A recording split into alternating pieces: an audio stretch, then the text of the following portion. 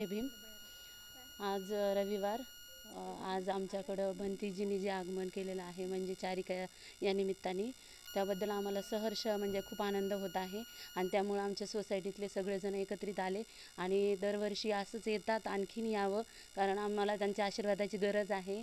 आणि आत्ता बदलत्या वातावरणामुळं त्यांच्या आशीर्वादाची आणि ह्या जी कार्य आहे, हे जे असं समारोप होतात, छोट्या काही का होईना पण होतात आणि ते व्हायला पाहिजे. कारण माणसाची मनं बदलत आहेत आणि ते राखीव राहण्यासाठी, ते चांगले राहण्यासाठी आपल्याला ही काळाची गरज आहे. आणि आपण पण आपल्या समाजाचा एक भाग आहोत. आणि या भागाच्या म्हणजे ह्या निमित्ताने आपलं एक कर्तव्य आहे की आपण आपल्या समाजाला पुढं कसं नेता येईल. आणि हे धार्मिक कार्य नाही म्हणता येणार, कारण आपण प्रत्येकाला नेताना समाजाचा विचार करायला पाहिजे. आपलं एक समाजाचं देणं आहे. त्याच्यामुळं भंतीजीला बोलून आपण नुसतं मनाची शांती न करता त्यांना ह्यापुढं बोलवणं, यानंतर त्यांचं विचार अंमलात आणणं, ही आपल्यासाठी खूप महत्त्वाची गोष्ट आहे. आणि मी आणि आमच्या मोरे परिवारातर्फे मी अशी सदिच्छा देते की भंतीजीने आणि आणखीन वेळेस आम्हाला यावं, प्रवचन द्यावे. त्यांच्या व्याख्यानाद्वारे आमचं मन परिवर्तन झालं की आम्हीही समाजाचा हिस्सा बनून खूप काही कार्य करू.